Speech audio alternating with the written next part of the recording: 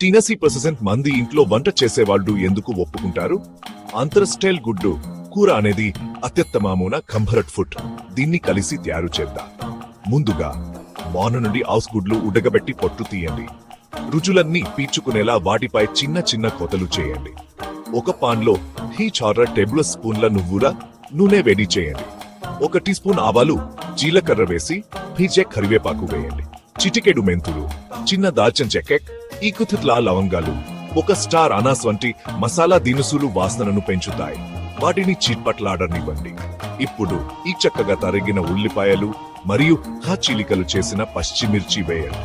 అవి బంగారు గోధుమ రంగు వచ్చే వరకు వేయించండి. 1 టేబుల్ స్పూన్ అల్లం వెల్లుల్లి పేస్ట్ వేసి 10 నిమిషాలు ఉడికించండి. ఈకు తరిగిన టమాటాలు వేసే సమయం వచ్చింది.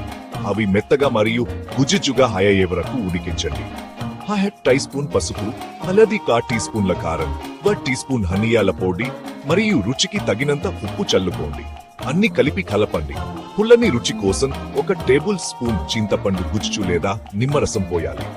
మసాలా నుండి నూనె వేరు అయ్యే వరకు ఉడికించండి. ఉడికించిన గుడ్లు వేసి మసాలాతో బాగా పూయండి. మైకు క్రీమీగా కావాలంటే కొంచెం నీళ్లు లేదా 1 కప్పు కొబ్బరి పాలు పోయండి. 9 నిమిషాలు మగ్నవ్వండి. చివరగా 1 టీ స్పూన్ గరం మసాలా మరియు తాజా కొత్తిమీర చల్లుకోండి. వేడివేడిగా అన్నం, రోటీ లేదా దోశతో వడ్డించండి. మీ కారంగా పుల్లగా ఉండే అంతర్స్టైల్ గుడ్డు కూరను ఆస్వాదించండి. యామ్